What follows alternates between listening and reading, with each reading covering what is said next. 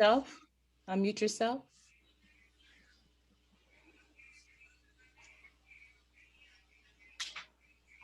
Okay, you can speak. All right. Good evening, everyone, and welcome to the inaugural Black Wealth Attainment and Retention Program that we affectionately refer to as BWARP. This is Black History Month, and our topic this evening is Building Black Wealth in a White Economy. I'm Reverend Daryl Smith, Chair and CEO of Parkside Economic Development Corporation and BWARP moderator. Parkside is excited and honored to partner with the Los Angeles Urban League to bring our community 6 workshops designed to enhance the opportunity for economic growth and retention by sharing legacy wealth building strategies and ideas that can help produce more financially conscious people in our community. I want to thank Los Angeles Urban League President Michael Lawson and his COO, Brian Williams, and their board and staff for supporting this program. I also want to thank the Parkside Economic Board and all our speakers for the support and commitment to BWARP. Most importantly, we appreciate all of you sharing your evening with us, and we trust you'll take away a nugget of information and inspiration to assist you in attaining and retaining wealth for yourself, your family, and your community. The Los Angeles Urban League has a long legacy and history of fighting for justice and equality for our community. But some of you may not be familiar with Parkside EDC. We are a faith-based organization, 501c3, serving the Leimert Park, Crenshaw, and surrounding communities for over 20 years. Our mission is to lead positive social change by providing social programs that educate, empower, and enhance the lives of individuals and families residing in our service area. We award over $20,000 in scholarships annually, and Parkside is committed to providing financial literacy workshops, the Big Five of money, to youth and their families, and those workshops are sponsored by US Bank. We also offer health and wellness seminars to students headed to college that's sponsored by the AIDS Health Foundation. BWARP, the Black Wealth Attainment and Retention Program, is an expansion of our financial literacy efforts to increase the number of African-American property and business owners and plant a seed that will produce wealth that is retained within families and help sustain our community. I invite you to visit parksideedc.org to find out more about the organization and meet some of the students we've supported. We are currently accepting applications from high school seniors who live in our service area. Those applications are due by February 27th. Let me tell you a little bit about how BWARP got started. Michael Lawson and I, the president and CEO of the Urban League, were having a conversation in my dining room, a little over a year ago, about the effects of gentrification and our inability to retain home ownership and its potential to erode our primary wealth building foundation. Too often in our community, grandma passes, the house is sold, the kids split up the money and buy cars, eliminating the opportunity for the family to strategically use that equity as a platform to enhance that family's wealth potential. I know this is an oversimplification of a complex problem with many elements to consider. We also realize that sometimes selling the property or the family business is best and sometimes the only option. But the dialogue around these conditions impacting the economy and stability and growth of our community produced a bunch of what ifs. And we started to say, what if, instead of selling and buying cars, we bought income property? What if one sibling can stay in the home and others retain an equity stake?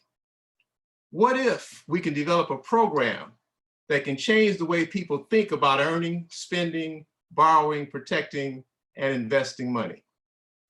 What if, through a collaborative effort, we provide our community with access to dialogue, resources, and information on the subject matter of basic financial literacy, the Big Five of money, home and business ownership retention, estate planning wills and trusts, fiduciary representation and elder protection, tax planning and IRS representation, access to capital and asset protection, individual and collaborative investing, and lastly, producing millionaire millennials.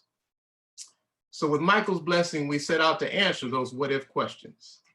Brian Williams and I put our heads together, and tonight we present our first installment of BWARP, Building Black Wealth in a White Economy. The topics that follow will cover a variety of wealth building retention strategies. We want you to know that during this presentation, you can use your chat to ask questions and answers, and at the end of the presentation, we'll present those questions in the order in which they were sent in, and our panelists will be able to answer those questions for you. As we go forward with other programs, even if you have a question about a past program or a future program, you can ask those at any workshop, as all panelists will be present. So our virtual producer is Jacinda Moten, and she'll be at the controls, and she will read and direct your questions in the order in which they're received. You also have the option to go to laul.org/BWARP, where you'll find contact information to reach tonight's speakers and other professionals who can assist you and answer questions and provide further consultation.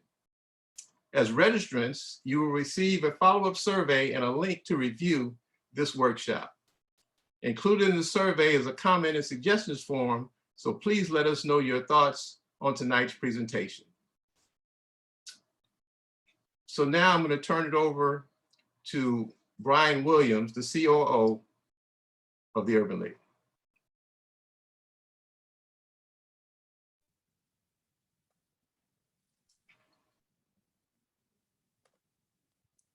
Hello all, I'm Brian Williams, Vice President and COO of the LA Urban League. Thank you, Reverend Smith, for the introduction. So the LA Urban League, as many of you may know, is entering our centennial year, our 100th year of serving Los Angeles and the communities that we're all a part of. So for all of those 100 years, our focus at the Urban League has been about economic empowerment. And especially now, during a world-changing pandemic, we want to arm our community with the tools, the knowledge, and the connections required to build wealth in an economy that is stubbornly all too white. So we want to thank Parkside Economic Development Corporation for partnering with us and for assembling a distinguished panel of guests who you'll meet momentarily. So with that, I'll turn it over to our moderator, Jacinda. Thank you very much. We will now begin with the introduction of speakers. Our first speaker is Mr. Daryl Brown. Good afternoon, everyone. I can't tell you how excited I am to spend time with all of you. I too want to acknowledge the Urban League and Parkside for the partnership. I often ask people, what their top 7 goals are. Number 1 is always a lot of money. And then, of course, it might be something like sending the kids to college or taking care of their parents, or it could be a trip around the world, or it could be world peace. When I ask that question, oftentimes it is the same answer. Everybody has the same goals. After 47 years in banking and managing a large territory for US Bank and Wells Fargo in those 47 years, I made a point to study success. I've studied what it took billionaires to be successful. I wanted to learn all the tricks and the secrets and the trade secrets. And you don't have to always have a billionaire, being a billionaire as a goal, because the main focus is wherever you are, you start right there. I don't care if you're in debt. I'm not really concerned about your house, your income, but wherever you are, you want to start right there. The session that I hope to bring value is to make sure that we create an atmosphere where you become, financially intelligent, where you have an opportunity to understand how to maneuver and how to earn income, how to get passive income, how to manage your debt, how to save in a way that will allow you to reach your goals and your aspirations. The panelists that you're going to see say a few words tonight are some of the best in the industry. It's an honor to be part of this group. After 47 years, I can assure you the secrets that I have, the insight that I've gained, I'm going to share it with you. I can give you some insight on insurances. I can give you some insight on buying a home. I can give you insights on what I call the invisible hands that are in your pocketbook right now. There are individual hands in your purse and your wallets. They're called taxes, interest costs on debt, obsolescence, which means things get old and need to be replaced. I want you to also recognize if you own a business, you know how to make sure that you leverage all the tax deductibility. For your kids, there are things that we can do with our kids to make sure we build a foundation that we can start to educate our kids on wealth accumulation. All of these things are just tidbits of information that will allow us to become successful, create the wealth that reflects the value that we desire in our communities. There are a couple of things I'll share with you. For example, if you want to be successful, understand that real wealth is portable. That means knowledge. The things that we're going to share with you today and in the sessions to follow, they're information. It's not knowledge. Information become knowledge is when you take what we present and you start to put it to practical use. 2, take care of your own and they'll take care of you. That's a very common theme in some of the other demographics that have a culture of passing their resources and their assets down to the next generation. We've got to find a way to make sure that we understand how to do that. Most people that are successful are professionals and entrepreneurs. That's not to minimize the jobs that we have, the skill sets that we bring to the marketplace, the competencies, the talents, the income that we make. But we know that the average merit increase is about 3 to 4%, maybe, unless you get a promotion. But the question is, what do you do with the money? We're going to talk about budget. A budget is simply, helps you design where you want your money to go versus not knowing where it went and the disciplines that are important for us to embrace those things. One of the things I'm going to talk about too in my sessions is the behaviors that we have to exercise. There are a lot of things inside our brain, inside our ears, or voices that we hear that we can control. I call them saboteurs that prevent us from becoming successful. I call them, like, one of the saboteurs might be procrastination or complacency or doubt or fear. The kinds of things that handcuff our ability to know that we have the ability to achieve some great things in our communities, and you can't do it without having some clear understanding of the basics of personal finance. There are basically only 3 industries that create a financial product. You have banks, and you know all the products that banks offer, whether it be any type of loan, student loan, mortgages, personal loans, car loans. Banks offer a ton of products. You have the insurance industry. My friend Joe Haywood is going to speak to that in just a moment. Insurance is the only product that creates cash where none existed before. Of course, it's going to be a consequence. Sometimes death or demise, which sometimes we don't talk about. We think it's too morbid until it's too late. The other industry is the securities industry that creates investments. When you look at the news, you talk about people that invest and learn about investments, to be knowledgeable about your 401ks, to understand how to compound dollars, the rule of 72, how to make sure understand how to double your money. There's some practical things that we talk about, how to be what I would call selectively extravagant and prudently frugal, and how do we spend our money. Be psychologically driven to prove something when it comes to your financials. That speaks to the level of commitment. The fact that you said yes to this call tells me that there's a commitment in our community to understand the importance of wealth. And I have such great passion to pass that on. So if I ask you the question, how many of you are committed right now to make a difference in your personal lives? Most of your hands will go up. But I would also tell you that most people work harder in their jobs than they do in themselves. Because I know there's 5 levels of commitment when it comes to really exercising your financial well-being and your financial goals, and to engage your purpose. Because your desire and your purpose around your goal is stronger than the goal itself. If you want to make $1 million, the question is why?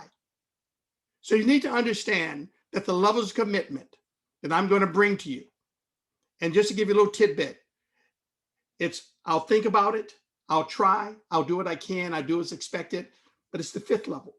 I will do whatever it takes based on this session to achieve my goals. Let me just close with this so you can hear a little bit from the other speakers. I'm often asked, Daryl, gosh, I just don't have the money. I just don't know where to get it. And we always think about debt. But let me just give you a little insight on how to accumulate money. And in fact, I did this with my kids. They were younger. If you were to, for example, just identify a couple of things that you spend every day, take inventory of your spending habits. I used to spend $3 a day on something called Super Socko. It's kind of like Gatorade. They don't have it anymore. $3 a day, $1.50 a bottle, 2 bottles a day. $3 times 30 days in a month is $90 a month times 12. That's $1,080. If I was to cut that in half, how about the newspapers of subscriptions we get to magazines that we don't read, just stack up on our coffee table? If you look at your utilities and just cut those in half, how many of you are willing to sacrifice a Christmas gift for your whole family, knowing that you have a long-term plan? I know families that have done that and have sacrificed and were disciplined enough, because they understood the pain of discipline or the pain of regret. One's going to get you. So I hope to bring in my session some real detailed insights on income management, debt management, saving, investment, protecting your assets. One of our dear friends, Ed Lawson, talks about the big 5. And I'm going to bring a perspective, in the sessions that I bring, that'll give you a well-experienced perspective on how to bring wealth to our community. And to the small business, it's important that many of us start to think about how to start a small business. Many of us are doing it right now. COVID has taught us a lesson that we can do without. Think about not sending your clothes to cleaners or dining in your home versus out. All the money that's being saved. What are you doing with those dollars? Well, we're going to talk about, how to use those dollars to pay down those credit card bills, how to double your money. So I'm excited about working with all of you. I'm hopeful that all of you will embrace this opportunity for us to talk about these issues. And then we're going to talk about wealth creation. And then my friends and Caprice Collins and Bj Hawkins, and talk about wealth building, estate planning, insurance planning. I've been to probate court too many times, and I've seen families fight pennies on the dollar because there was no planning, no will, no trust, none of that. And we all can talk the same language. We might approach this subject of wealth building from a different angle, but we're going to do it with you in mind. So with that, I'm excited. I hope you guys stay tuned and attend all the sessions. Again, I'm Daryl Brown. I bring a lot of years of experience, and I'm looking forward to bringing it all to you. Thank you very much for the opportunity, Gerald. I'll pass it on to you. For David Murphy, I think you're going to be up next. Yes, our next speaker is David Murphy. David, you're on mute. Unmute yourself, David. There you go. Is that better? Yes. Hey, David, how are you, friend? Hello, everyone. Thank you for joining. And I'd like to also thank the Urban League and all the professionals for us getting together and bringing this program over the next months and quarters that we have. I'm a member of Parkside also. I'm the treasurer for Parkside. We're doing some great things there, so we look forward to your applications. First, I'd like to tell you a little bit about me. I've been in the business since 1986. I've been preparing taxes and at least doing $250 a year. That's probably over 8,000 tax returns. So bring a lot of experience to the table from education, from classes, and from just being across the table from people.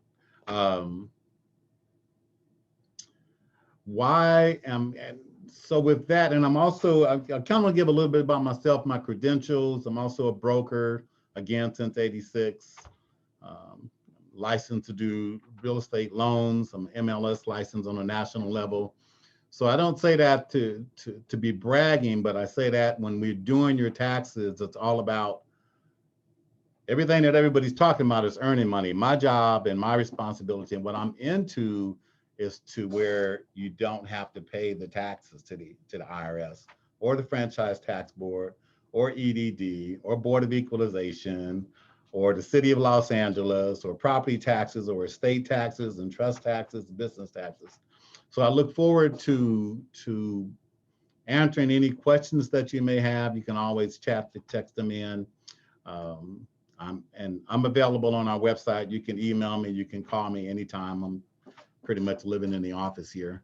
And I look forward to the workshop and bringing my goals and answering your questions to help us all rise up. So with that, I will turn it over to the next speaker, which is me. Joe. Yes. Go Haywood. Okay. Yes. Okay. Good afternoon, everybody. My name is Joe Haywood. I am the president of Haywood and Associates. It's a financial planning company that I've run and operated for over 37 years. Just a little bit of my background. I'm a USC alum, so all you Bruin fans, don't hate me. I still love you guys. I'm also the pastor at New Visions Christian Fellowship, and I really love what I do. I really love helping people achieve all their financial goals. As I said, we're a comprehensive financial planning firm that is specializing in retirement, the retirement market. We're located locally here in El Segundo. Most of my clients work for Fortune 500 companies such as AT&T, Northrop Grumman, Raytheon, Boeing, ExxonMobil, and that's just a few. But we hold monthly workshops and we educate people about investments. We educate them on their company's pension plan. We also help them set their retirement goals. Because for us, it's very important that our clients are successful in retirement, because we don't want you to have to go back to work. Once you're retired, we want you to stay retired. And far too often we see people make a mistake of not planning for the what ifs of life, not planning for inflation and taxes, and they end up having to go back to work. So we try to set goals for our clients. I know Daryl's mentioned that as well. That's very important, is to have your goals. So I'm going to have an opportunity at our session to present Invest Well and Live Well. And regardless of your investment experience, there's no need to be afraid, because I talk and speak in layman's terms. So whether you want to become a millionaire overnight or just learn how to get out of debt, our goal is to help us all be better financial stewards. But more importantly, I want to thank the Urban League and BWARP for putting this together, because this should be the standard for every person, not just that's on this Zoom meeting tonight, but for every African-American person. And what I mean by that is, as a financial advisor, I always emphasize to people, I'm just a part of your team. You need to have a team that's working for you. You need to have an accountant. You need to have a banker. You need to have an estate planning attorney. You need to have a realtor on your side. Why? Because all of our professions at one point or another, they are interwoven and they depend on each other for advice. I can give you great financial advice, but we also want to have the accountant back that up, because the accountant knows your taxes inside and out. If you don't have a power of attorney for someone to handle your finances, or even your spouse's finances, as a financial advisor, I might not be able to give you information about your financial, or someone about your financial account, because they don't have a power of attorney. You need to have your living trust in place. So the point is that it's not just about you, but the legacy that you create. And one of the things that I hope comes out of this is the fact that your kids will see you meet with a banker. Your kids will see you meet with an attorney. Your kids will see you meet with a financial advisor, because in the affluent world, you're going to see that a lot of these people, they get to know a banker. They get to see a financial advisor. And if we set this example for our children, then they'll grow up wanting to have those same personal relationships that we have. So with that, I'll turn it over to our next speaker.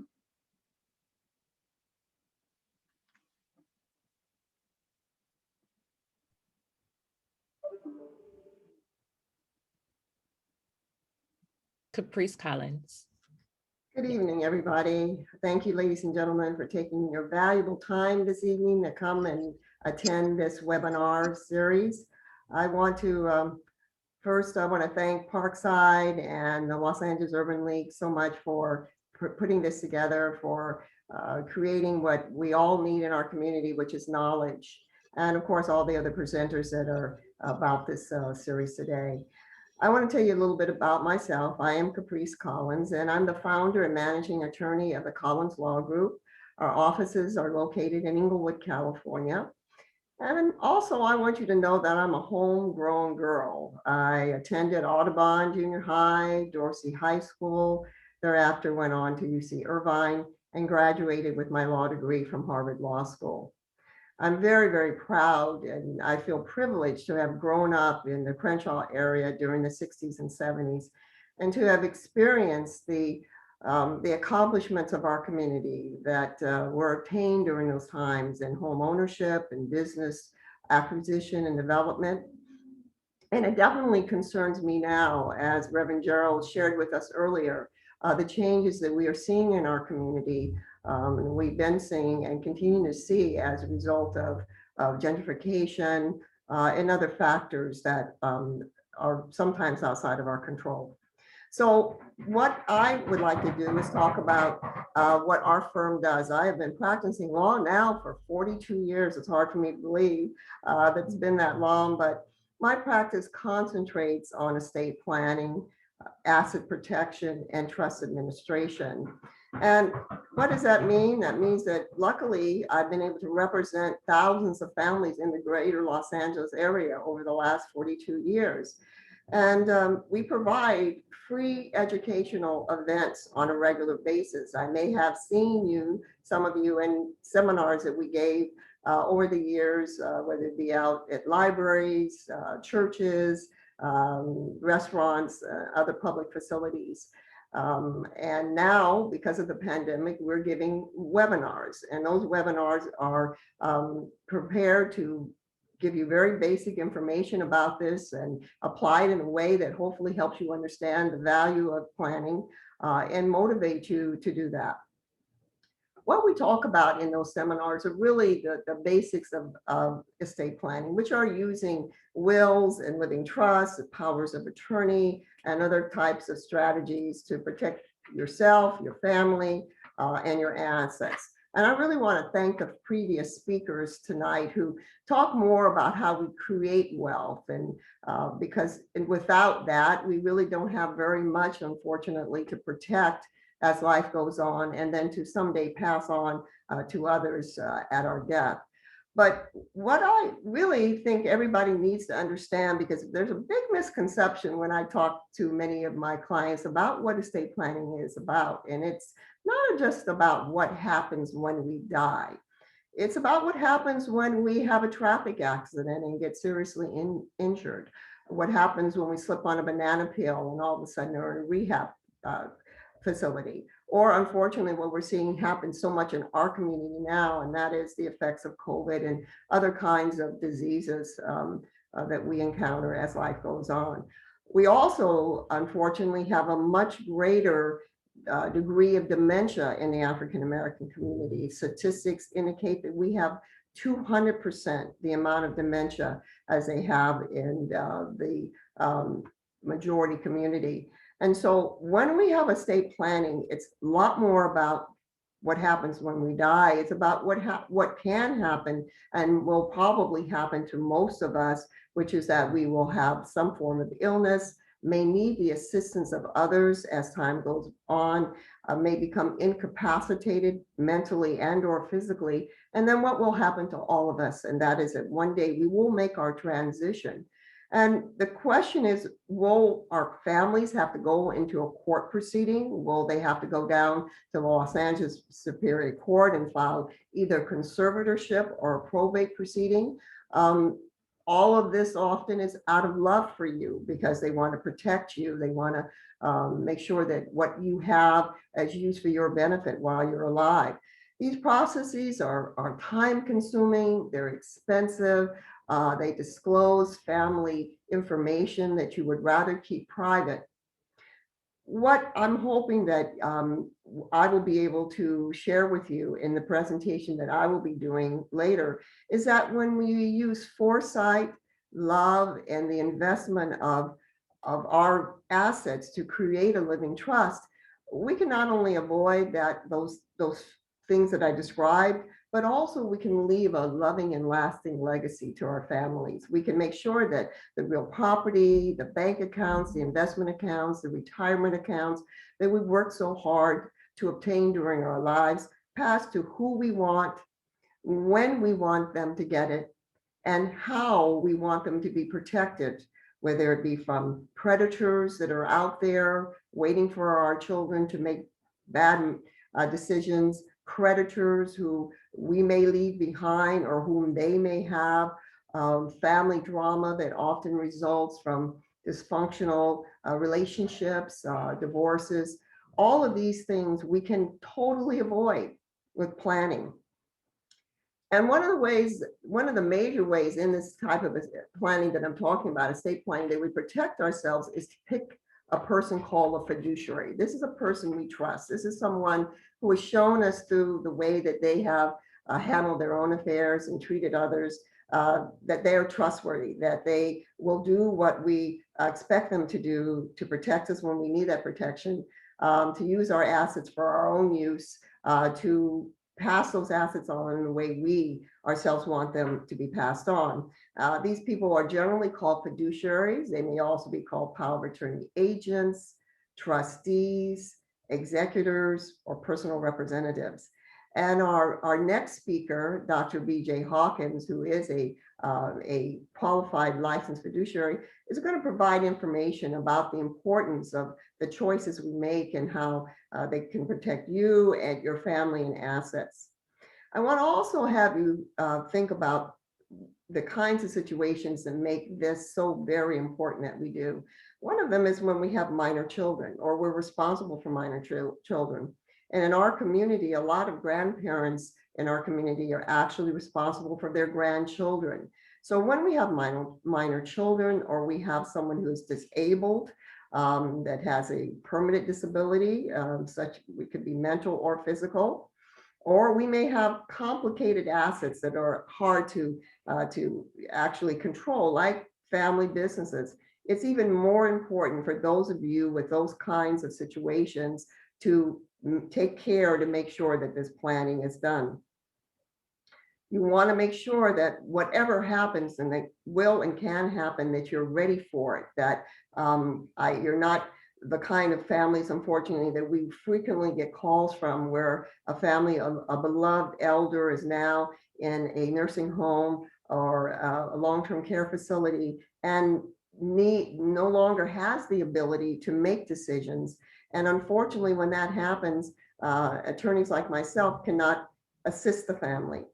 Those families have to go to the court process, as I mentioned, conservatorship and eventually probate.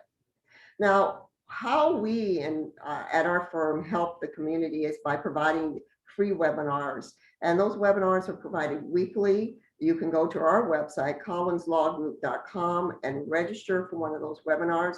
We try to make the information that we provide very simple and down to earth. We apply it to an average family and what happens when people fail to plan versus what happens when people plan. As a result of your attendance at that webinar, you will be offered a free consultation with one of the attorneys in our firm.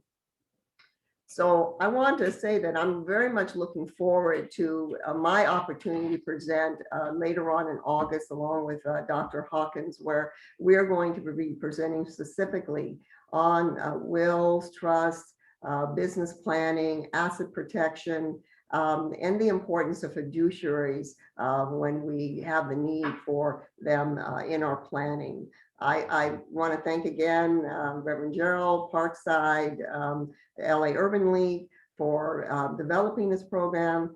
all of my other presenters, and I look forward very much to speaking again through this program. I would encourage all of you who are on tonight that if you know someone that you believe would benefit from attending these webinars, so please share the information about the webinars with them so that we can broaden the knowledge of our community and benefit from all of the wonderful information that will be presented through this series. Thank you so much.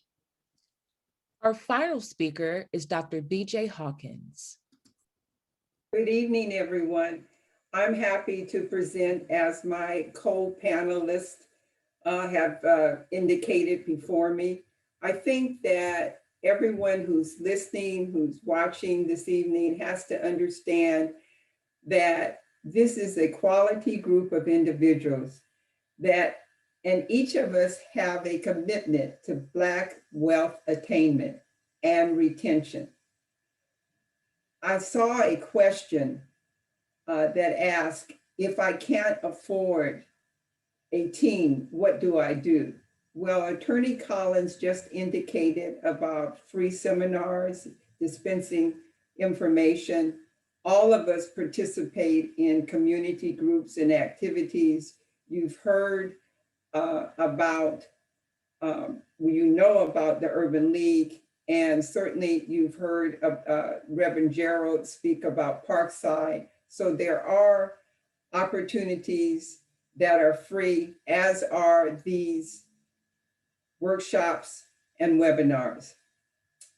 I could introduce myself as Attorney Collins did, saying that I was born and raised in Los Angeles, that I grew up near Normandy and 47th Street at a time where the city was economically segregated, but Black strivers who were postal workers and teachers and bus drivers and waiters and janitors and custodians with benefits bought houses as the restricted covenants were lifted and the UNRRA Civil Rights Act, also called the Fair Housing Act, outlawed discrimination in housing and in public accommodations. I could introduce myself by stating my academic credentials. And yes, I am a Bruin, but I also have a master's and a PhD from USC. So I get a chance to choose who I root for during basketball and football games. I could speak about my RAND Corporation, experience. RAND Corporation is one of the foremost think tanks. And as a hidden figure, I participated as the first African-American project manager in a major think tank. Or I could talk about my experience as a senior corporate executive and how I made certain that Black businesses participated in the supply chain and got a part of revenue producing contracts. But I think that the important part of my introduction this evening is what I'm committed to achieving and preserving in this community, and that is Black wealth in a white economy. I, like Attorney Collins, believe that Black Americans are losing the game of preserving wealth and the ability for intergenerational wealth transfer. The hard facts that I encounter as the first African-American licensed professional fiduciary in Los Angeles include the false belief that a will is sufficient in handling what happens to the family home or other real property, the disposition of family assets, and who gets what family treasures. I also encountered families or seniors that think they can get a living trust form from LegalZoom or the internet, and then they don't understand the implications of planning in that manner.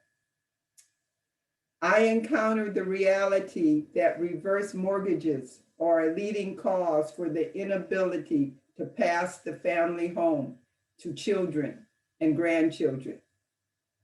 And as Attorney Collins indicated, the percentage of Black Americans with dementia and Alzheimer, she said it's 2 times. I'm not going to dispute it, but my figures show that it's 3 times more than white Americans and 2 times more than Latinx Americans. I encounter the issue of caregiving, elder care, and the decision about assisted living. What are the realistic options for Black American families? My experiences growing up Black, female, and my experiences as a thought leader, a corporate executive, and an entrepreneur make it imperative that I share the knowledge with my community.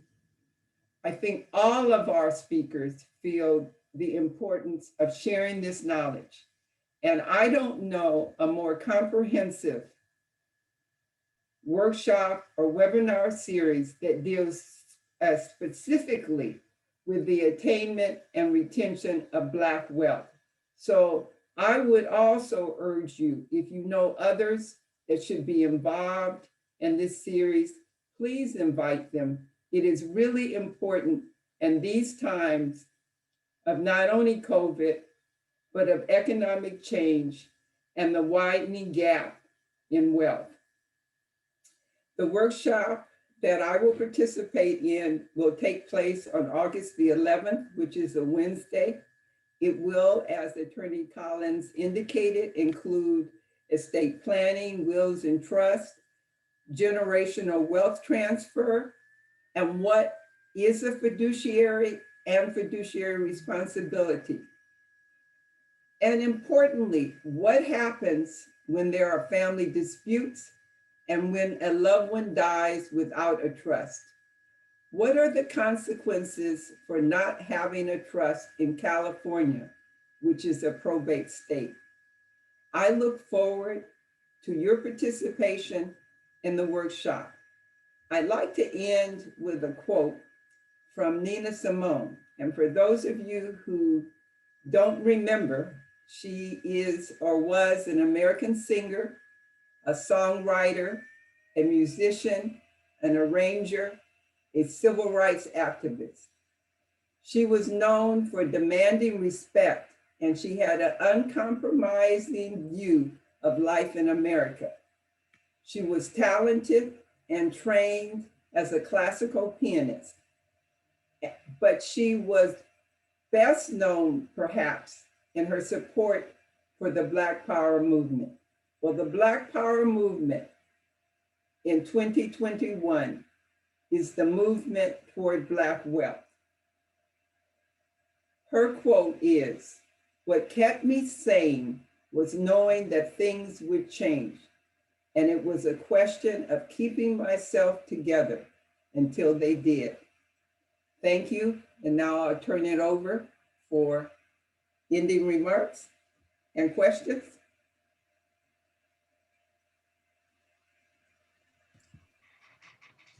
Okay, we're back, and I was listening to all our presenters, and I couldn't help but think about how grateful I am that people like this would donate their time to help this community understand how to build and retain wealth. We want to save some time for question and answers, but we have a couple of other things that we want to do. I have a presentation about this event. This is kind of like the overview of all of the things we're going to be doing all year long. But before I get into that, I want to introduce somebody. I told you earlier, everybody knows the legacy of the Urban League. And everybody knows that back in the 60s that they got a lot of the big jobs for people. We remember what they did for the youth in our community. You know, they were in the forefront of civil rights and equal justice here in Los Angeles and throughout the United States. Then there was a period where you didn't hear too much about it. But I want you guys to know that there's a new sheriff in town, and his name is Michael Lawson. And the Los Angeles Urban League has now replanted itself as the community leader that it always has been and should have been. So I want to bring Michael on just so he can make a couple of brief remarks to you and about the Urban League and some of the things that they're going to be accomplishing in the near future. Thank you very much, Gerald, for that kind invitation. Yes, the Urban League is back, and it is due not so much due to me, but the staff that we have and the board that we have. We just had to roll up our sleeves and get back to what we have always been about. And that is about economic empowerment for our community.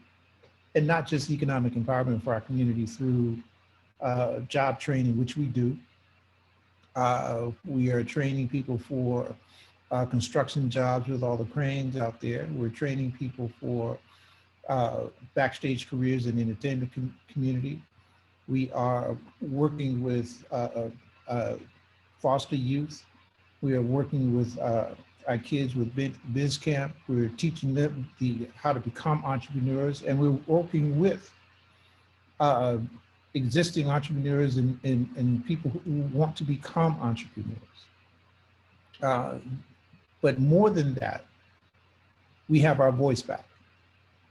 We are not afraid and not ashamed to be, to fight for our community, to fight for issues that go beyond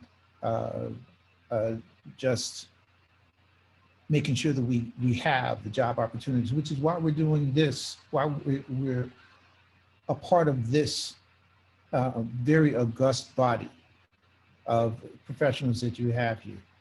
Because without the professionals that are on this screen, our business community cannot thrive, and our intergenerational wealth transmission will not happen.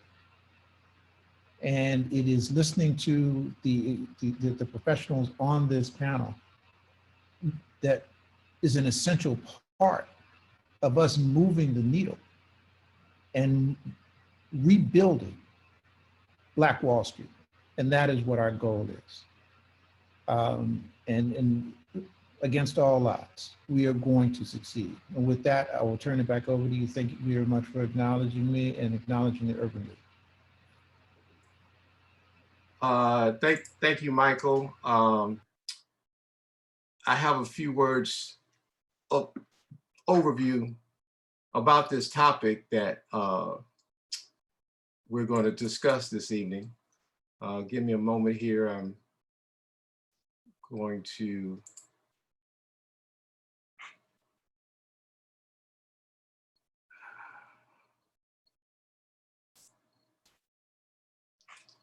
bring up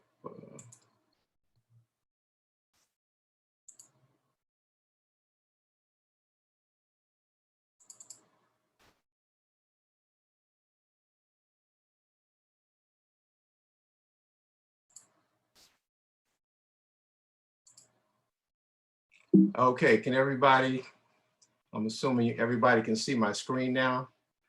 So this is Black History Month, and that's one of the reasons why we picked the topic of building Black wealth in a white economy. And a lot of people may want to understand, what does that white economy really mean? What a white economy is, in my view, is a capitalist financial system established and executed with distinct advantages to white Americans and inherent disadvantages to Black Americans. You know, capitalism is the system we're under, and capitalism simply means that retail and manufacturing are controlled by private owners. Supply and demand sets prices, and it's motivated by profit. And if profit is the key motivator, sometimes that causes companies to create situations that take advantage of labor, going back as far as slavery up to today. Labor is taken advantage of in minimum wage. Our environment suffers through global warming, pollution, substandard living conditions, And our consumers even get hit hard when there's a monopoly that causes high prices, low quality, and higher interest rates. But as consumers, we have to know that we do have the power. So with the proper consumer advocacy, we can minimize the cons and accentuate the pros of a capitalistic system. Capitalism as the foundation for a white economy is not all a bad thing, but to limit or deprive the goals and dreams of others is a bad thing. Money's not evil, as some people think, but the greed and selfishness and disregard for our fellow man and obtaining it is what creates racial injustice, redlining, high unemployment, and the wealth gap that we're talking about tonight between whites and minorities. Here you can see by 2019, the median white household wealth was $188,200, where the median Black household wealth is only $24,100. When this survey was done, they determined wealth to be what we own versus what we owe.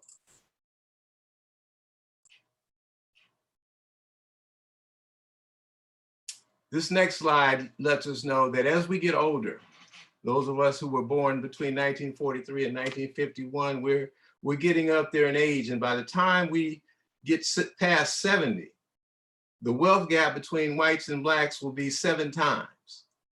$1.3 million for whites and only $200,000 for Blacks.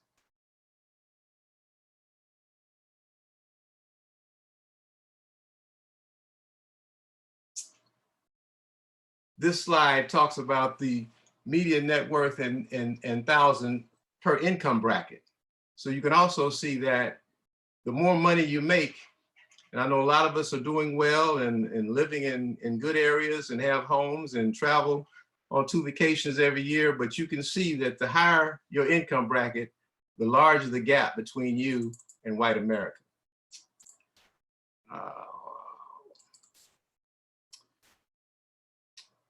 The white economy advantage.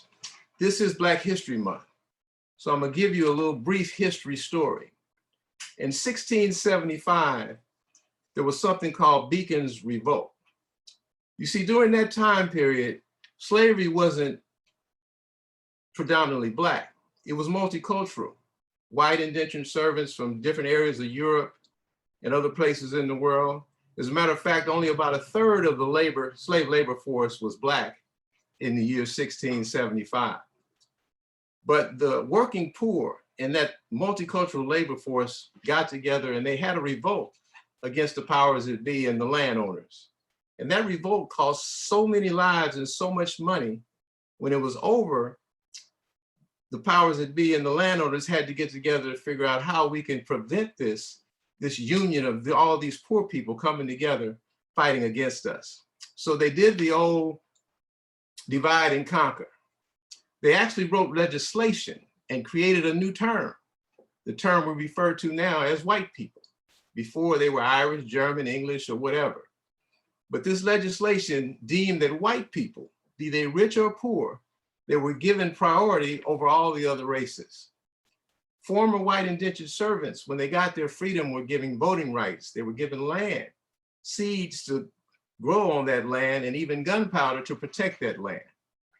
Being white in America, because of this legislation, became synonymous with being freeborn, having all rights and privileges, legal protection, and even God's favor. Joe said he was a pastor of a church, and as you know, I'm a minister as well. And the conservative white church actually believes that Black people were ordained by God to be servants to white folks. And that kind of comes from one of the stories about Ham being cursed by God, and all his descendants were told that they would have to be of service to the families of his 2 brothers, Japheth and Seth. Well, see, Ham was Black, as they say, but Black not in color. He was Black in consciousness. He was very physical and lustful and greedy and selfish. And his brothers, Japheth and Seth, Japheth was very intellectual and, considerate about his thinking, where Seth was very spiritual and upright. So what was interpreted as descendants of Ham being under the rule of white people really was just God saying that if you are physical and greedy and lustful, you need to allow your intellect and your spiritual nature to always be in control of you. This created some back disadvantages. We were forced to remain in servitude. We had no protection under the law. We couldn't testify against whites. We had no civil rights and very limited human rights. And when we did earn our freedom, we got no land, no resources. All of this, going back to that revolt, is what initiated today's wealth gap. So you see, we haven't done more things wrong than everybody else to get in this situation, but we've experienced more wrong than everybody else. So how do we get out of this? What do we do to narrow this wealth gap? Well, I came up with a little acronym for wealth that kind of gives us a new thought of how we can move forward. First, we have to be willing. We have to be willing to think, speak, and behave differently, not just individually, but as a community. We have to be engaged. We have to stay abreast of market trends and collaborative investing opportunities. We should always be assertive. Let somebody else tell you no. A lot of times we have an idea, but we have limited resources, limited funds, and we think that we can't just move forward. But just keep presenting, keep putting it out there until all of those no's turn into one yes. And that one yes is all that you need. We got to be logical. We got to analyze our circumstances, be realistic, and make rational decisions. We also have to be teachable, open to learn and apply new strategies. And most important, we got to be hardworking. We got to be consistent and make a daily effort. Every single day, you have to do something toward your goal. I get up every day and I do something to enhance myself physically, mentally, and spiritually for the purpose of doing the same for someone else. Building Black wealth in a white economy. We must know the basics of financial literacy and teach those basics to our children. At Parkside, our financial literacy program is called the Big Five of Money, which was created by one of our good friends, Mr. Ed Alston. And we present this to all of our students every year and their families as they're applying for applications. And this Big Five of Money gives them an understanding of the 5 key financial principles needed to become smarter consumers, qualified borrowers, and informed investors. They get to learn everything there is to know about earning money, spending money, borrowing money, saving and investing money, and protecting their money.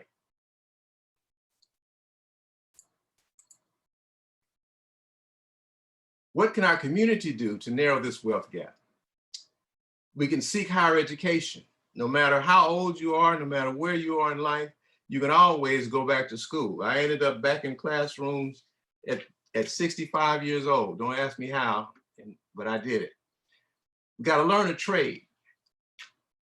We talked earlier about the jobs that we had back in the 50s and 40s that gave us the opportunity to buy some of the homes that families still have today. Now, you don't see us in the trades. You don't see us in the retail jobs. So we have to learn to work the job that we can until we can get the job that we want. We can also take advantage of this new phenomenon they call the gig economy. Those are people who work from home and they work for 3 or 4 or 5 different companies from that one home office in order to build the wealth that they need for themselves and their family. We should, when we need to, when we want to, and when we have an idea that we think is worthy, we should go ahead and take the leap and start that business. But most importantly, we need to improve our income to debt ratio. There was a time when if you had a good credit score, and a little collateral, you could get a loan. But today, if you can't prove you have the income flowing through your bank account to repay that loan, you'll have a problem. And one of the things we've always done is used our money to buy pleasure items and enjoy ourselves. And money should be used for that purpose. But if we're going to overcome this wealth gap, we're going to have to spend more of our money on appreciable assets. What can we do as a community? What can we do as a community to narrow this wealth gap?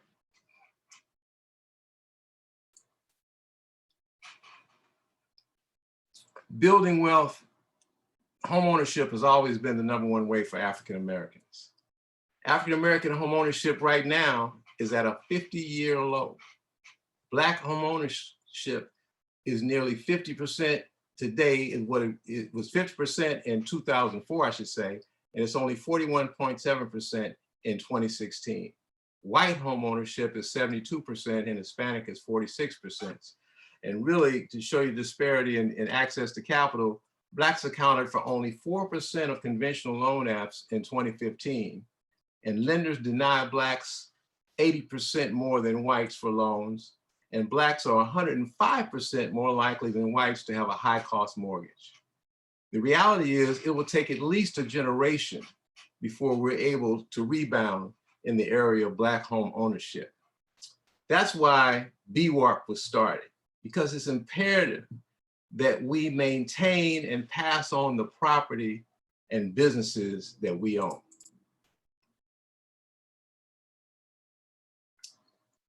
In conclusion,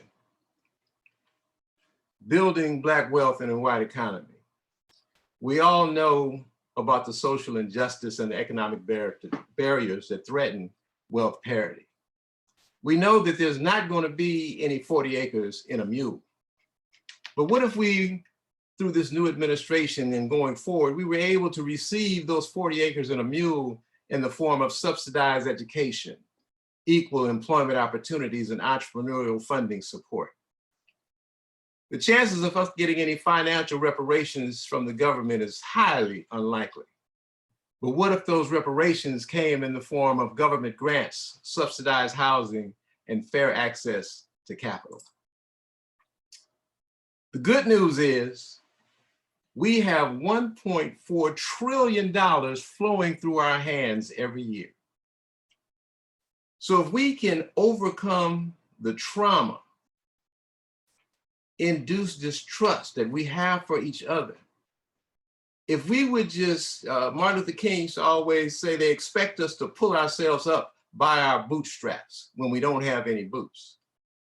But even if we don't have boots, if we took 10% of that $1.4 trillion and had Joe Haywood put it in the right financial vehicle, Black folk would be able to educate every child that wants to go to college, finance any house that someone qualified to buy, and help young folks start the businesses that they've always dreamed of.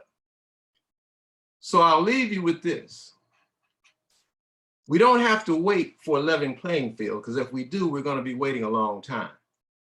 Our job, and what BWARP is here to help you with, is creating your own field to play on.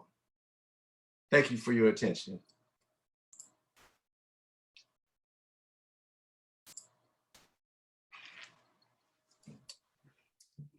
All righty, so we're going to begin the Q&A portion of the program. I'm now going to spotlight all of the 6 speakers in speaker view.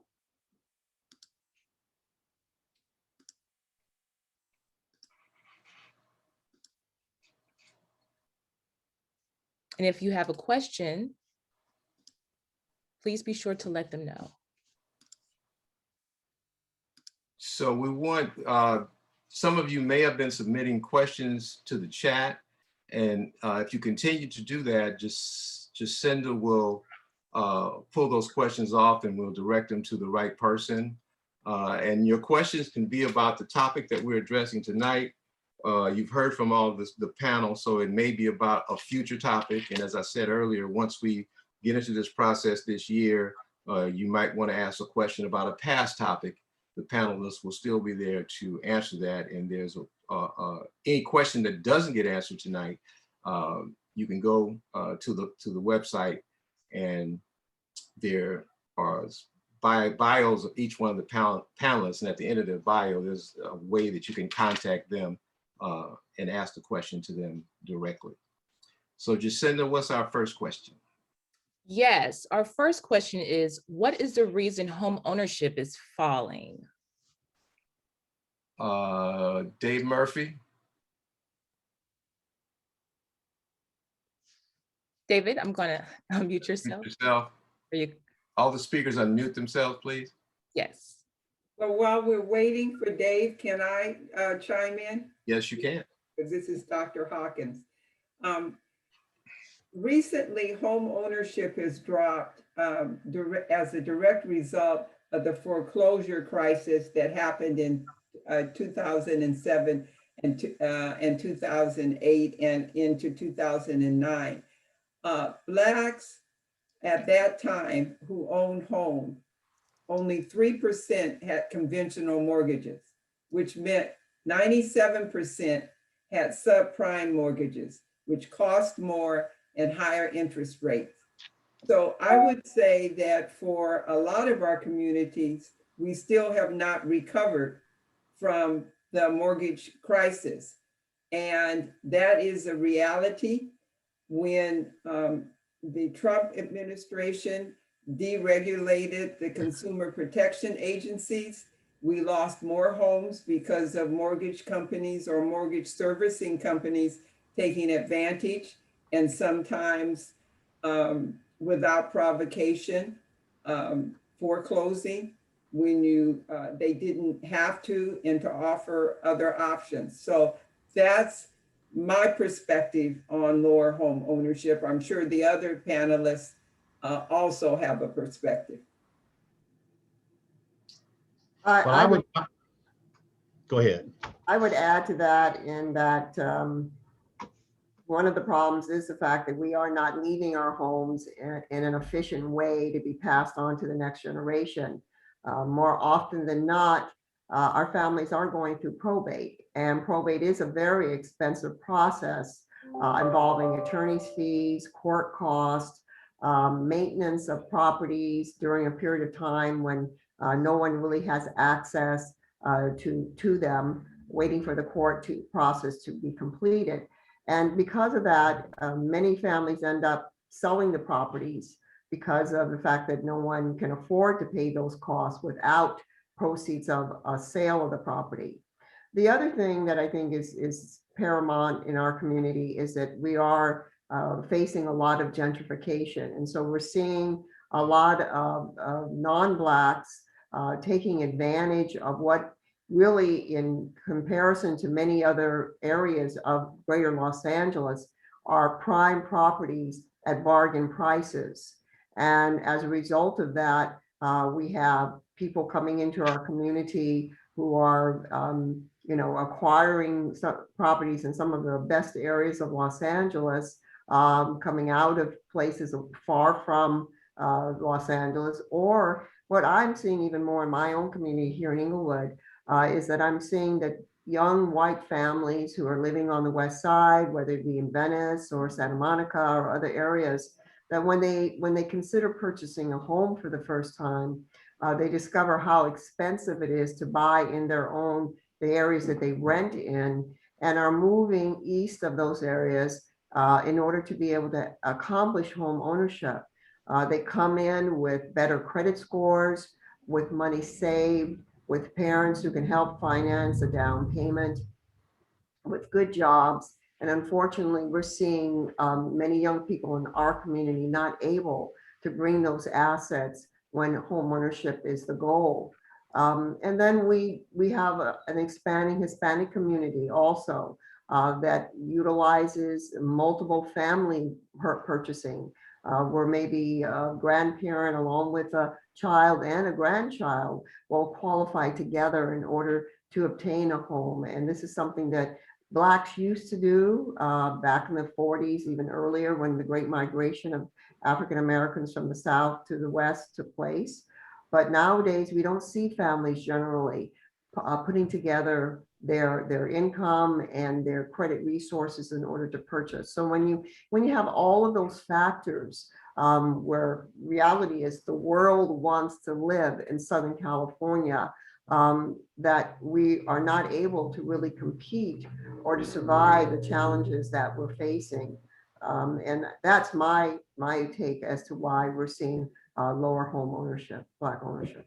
Yeah, I just want to add too, and Caprice, you hit it right on. By the way, Caprice and I went to high school together, so to Dorsey Dunn, so I'm always happy to be a panelist with her.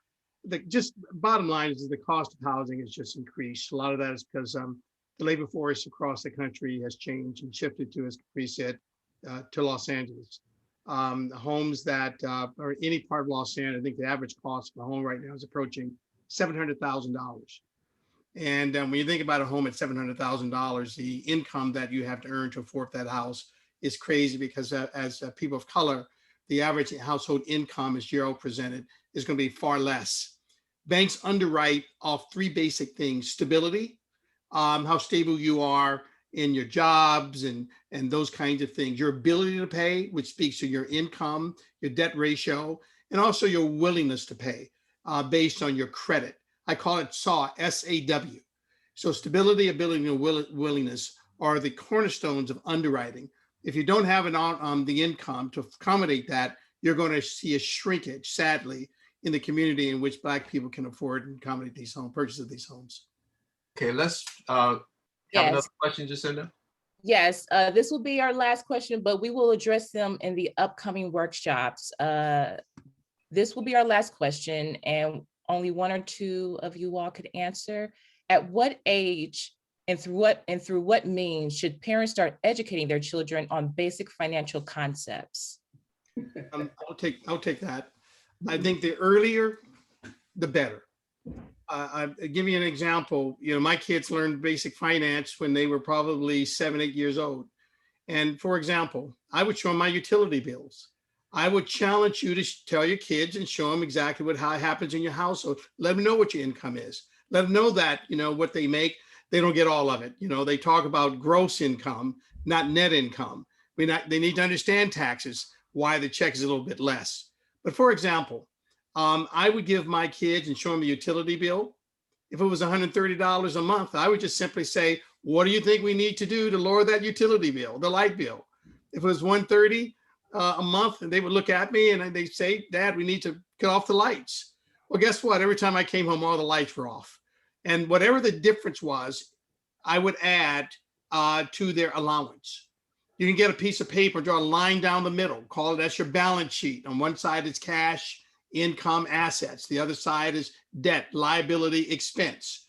Then you teach them the income that they might earn by being disciplined in their home. The other side is where they can save the money. They can have money that might go to tithe for church. And then anything that's left over to spend, then that would be aligned with their goals. So, you know, oftentimes it's about saving first and spending afterwards. Sadly, we spend first and we save what's left. We got to reverse that trend, but you can start at a very young age to teach the kids the basics of what financial and personal financials are all about. Well, Daryl, I would just like to say that it's too late to start when they're 18 years old. And I said 8 years old. I said 8 years old, by the way, not 18. I know, I said 18 is too late to start. Yeah, absolutely, I agree.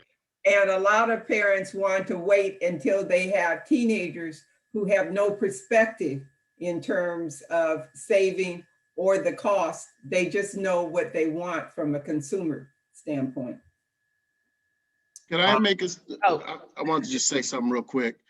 I can tell you something I've done for my kids personally. So when my son was in kindergarten, I bought him a share of Disney, and you can actually have the share sent to you.